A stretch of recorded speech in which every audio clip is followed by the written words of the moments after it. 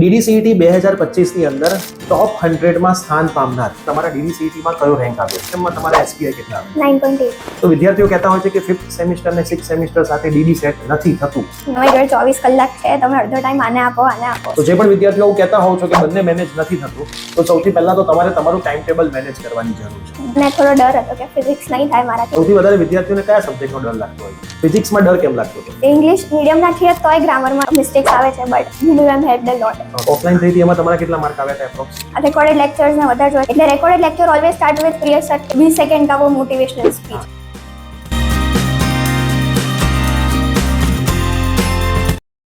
DDCET 2025 ની અંદર ટોપ 100 માં સ્થાન પામનાર રિયા આજે આપણી વચ્ચે છે.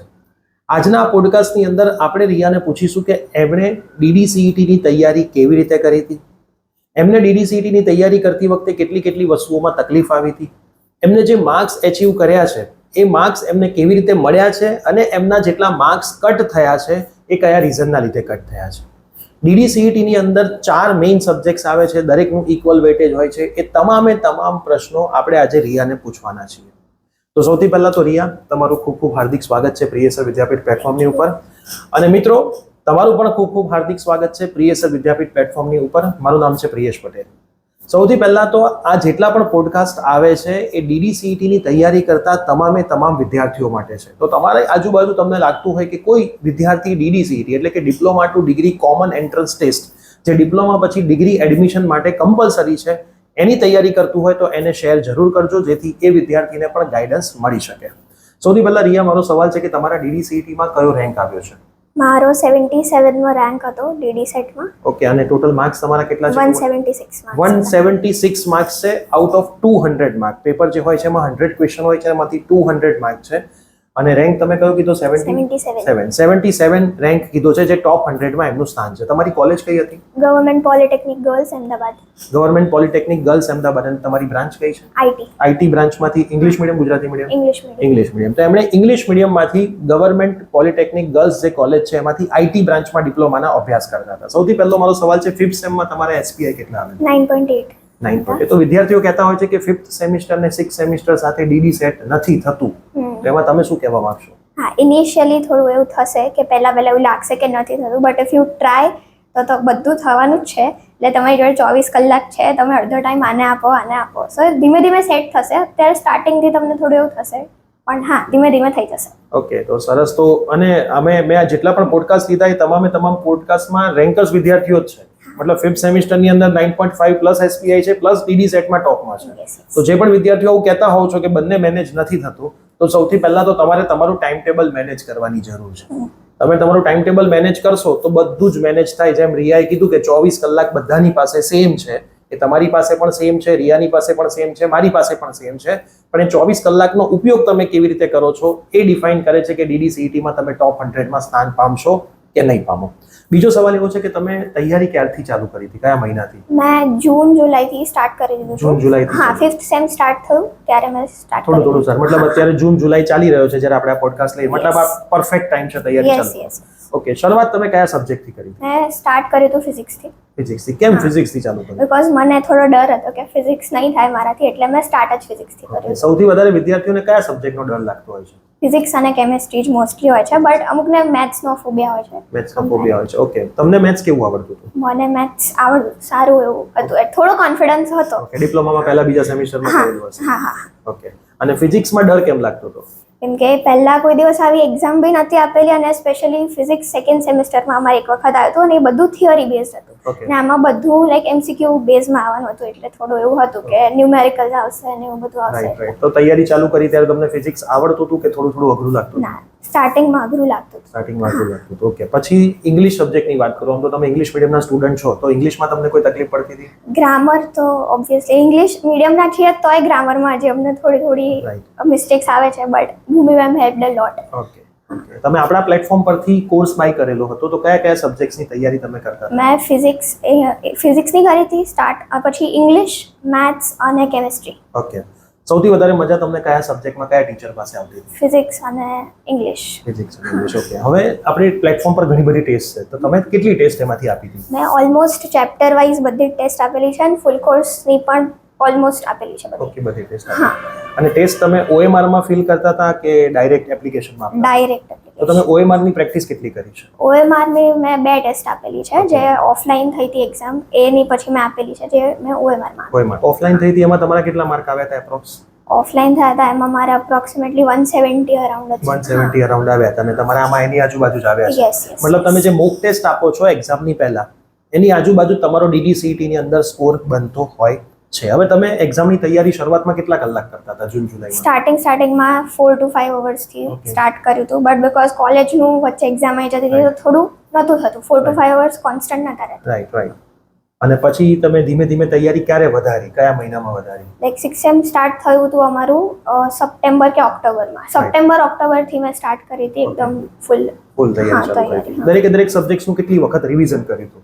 ઓલમોસ્ટ 4 વખત તો કર્યું છે. 4 વખત રિવિઝન કર્યું હતું. સાથે તમે તમારી નોટ્સ બનાવી હતી? હા, તમે કીધું હતું એટલે મેં નોટ્સ બનાવવાનું સ્ટાર્ટ કર્યું હતું કે રિવિઝન માટે ઈઝી પડશે અને એક્ચ્યુઅલી ઈઝી પડ્યું છે. દરેક સબ્જેક્ટ્સની નોટ્સ બનાવતા? હા, બધા પરફેક્ટ નોટ્સ. તો ટોટલ કેટલી નોટ્સ બની હશે અંદાજે લાઈક ફિઝિક્સની તો ખાસી બધી બની હતી, કેમ કે મેં મિસ્ટેક્સ લાઈક MCQ ટેસ્ટમાં બહુ મિસ્ટેક્સ થતી હતી પહેલા, એટલે એની નોટ્સ બહુ બધી બની હતી. તો એ જે મિસ્ટેક થતી હતી એના ઉપર તમે કઈ ફોલો અપ લેતા હતા? યસ.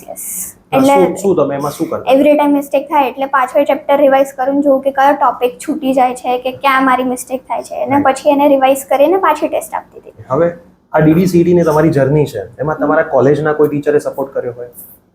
હા, કોલેજના ટીચર્સ સપોર્ટિવ હતા. ઓકે. અને તમારા પેરેન્ટ્સનો સપોર્ટ આની અંદર કેટલો? ફૂલ 100% સપોર્ટ હતો મને પેરેન્ટ્સનો. હા, વચ્ચે થોડું મેનેજ નહોતું થતું ત્યારે પણ મને સમજાવવામાં કે આવી રીતે મેનેજ કર, આવી રીતે ટાઈમ ટેબલ બનાય, આવી રીતે કર, તો પેરેન્ટ્સનો તો ફૂલ સપોર્ટ હતો 100%. ઓકે. હવે તમે જ્યારે તૈયારી કરતા હતા તો ત્યારે તમને ક્યારે એવું લાગ્યું કે માર્ક નહીં આવે કે ઓછા માર્ક્સ આવશે, કે આમ હિંમત હારી જતા હોય, કોક ટેસ્ટમાં ઓછા માર્ક આવી ગયા હોય, કાં તો કોઈ મિત્ર એવું કહી દીધું હોય કે ભાઈ મેં તો બહુ તૈયારી કરી નાખી છે? આવું અત્યારે ચાલતું હોય છે કે ભાઈ મારું તો ફિઝિક્સ પૂરું થઈ ગયું, મારું તો મેથ્સ પૂરું થઈ ગયું. તો એ ટાઈમે તમે એ સિચ્યુએશનમાં શું કરતા હતા? એવું તો ઘણી વખત થયેલું છે. આવું તો ઓલમોસ્ટ લાઈક દરેક ટેસ્ટ પછી એવું થયેલું છે કે ઓછા માર્ક્સ આવશે એવું થતું હતું. હા, બટ એવરી ટાઈમ રિવિઝન એટલું કર્યું છે, આવું લાગે ત્યારે એવું કર્યું કે બધું પહેલાથી લઈને બેસું અને બધું પાછું રિવાઇઝ કરું. એટલે દેટ હેલ્પડ મી એકચ્યુઅલી, કે એવું થતું હતું. અને જ્યારે મારા ફ્રેન્ડ્સ આવીને કહેતા હતા કે મારું આ પતી ગયું, ત્યારે તો ઓર એવું થતું હતું. એટલે પછી મલ્ટિપલ રિવિઝન્સ મારા એના લીધે જ થયા છે મોસ્ટલી. રાઈટ. હવે એક સવાલ એ પૂછવો છે કે તમે પ્રિયસર વિદ્યાપીઠ પ્લેટફોર્મના ટીચર્સને ડાઉટ પૂછતા હતા તો તમને ડાઉટનું સોલ્યુશન મળી જતું હતું? 24 અવર્સની અંદર મને બધા ડાઉટનું સોલ્યુશન મળી જતું હતું. ઓકે. અને તમને કોઈ સરની કોઈ વાત યાદ હોય, એમને લેક્ચર્સમાં કંઈ કીધું હોય કે આ સબ્જેક્ટ્સને તમે આવી રીતે પ્રિપેર કરો, અથવા કંઈક મોટિવેશનની વાત કરી હોય કે જે તમને કિક થઈ ગઈ હોય અને તમે સરસ રીતે તૈયારી કરી હોય, એ તમે કંઈ કહેવા માંગતા હોય? હા, તો એવરી ટાઈમ રેકોર્ડેડ લેક્ચર્સ મેં વધારે જોયા છે, કેમ કે કોલેજનો ટાઈમિંગ્સ મેચ નહોતો થતો મારા લાઈવ લેક્ચર્સમાં. એટલે recorded lecture always start with પ્રિય સર કે 20 સેકન્ડ કા વો મોટિવેશનલ સ્પીચ. તો જ્યારે એવું થતું હતું કે ના હવે મારાથી નહીં થાય, ત્યારે એ આવી જતું હતું. એટલે પછી આમ પાછું કિક થાય કે ના ના કરવું તો પડશે, એટલે પછી થઈ જતું. ઓકે.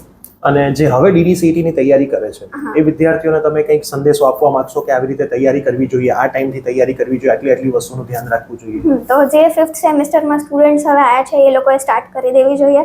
અને ઇનિશિયલી થોડું અઘરું પડશે, મને પણ પડ્યું હતું થોડું સેટ થવામાં, પણ ધીમે ધીમે ટાઈમ આપશો એટલે થઈ જશે. અને મલ્ટિપલ રિવિઝન્સ બહુ જ ઇમ્પોર્ટન્ટ છે. જેટલા રિવિઝન્સ થશે એટલું વધારે સારું થશે. અને ખાલી મેથ્સ સબ્જેક્ટ કરવું જોઈએ? મેં મોસ્ટલી DDCET માં વિદ્યાર્થીઓને મેથ્સ જ કરતા જોયા છે, બસ મેથ્સ જ કર્યા કરતા હોય છે, મેથ્સ જ કર્યા કરતા હોય છે. હું બી મેથ્સ ભણાવું છું એન્જિનિયરિંગમાં, મને ખબર છે કે મેથ્સ ઇન્ટરેસ્ટિંગ સબ્જેક્ટ છે અને જે આવડતું હોય ને એ વિદ્યાર્થી વધારે કરે.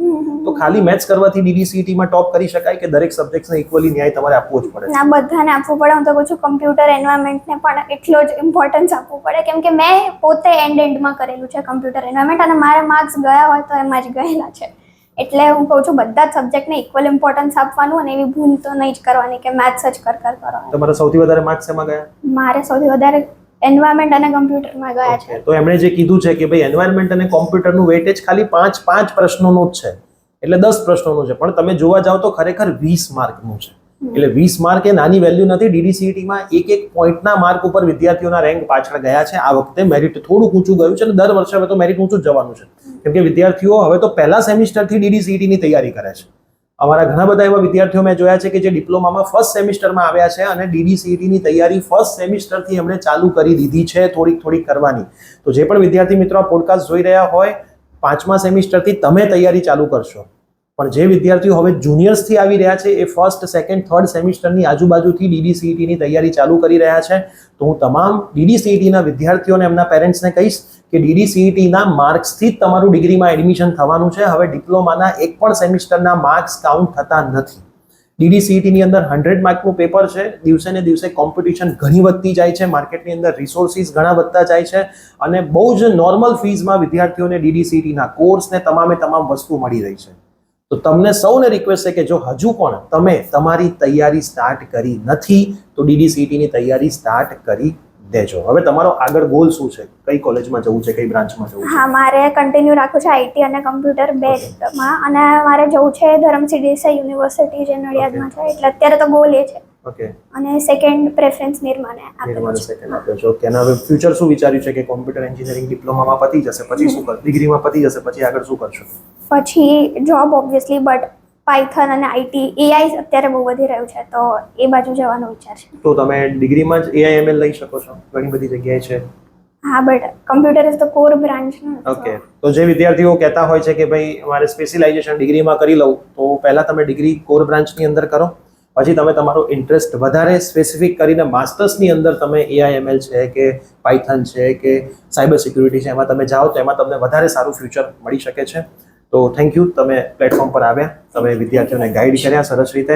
તમારા સરસ મજાના ફ્યુચર માટે, તમારા રિઝલ્ટ્સ માટે ખૂબ ખૂબ શુભકામનાઓ. મારા પૂરા PSL વિદ્યાપીઠ ટીમ તરફથી તમને, તમારા ફેમિલીને, તમારા પૂરા સમાજને ખૂબ ખૂબ શુભકામનાઓ. સૌનું નામ રોશન કરો એવી અમારી વિશેષ છે. Thank you.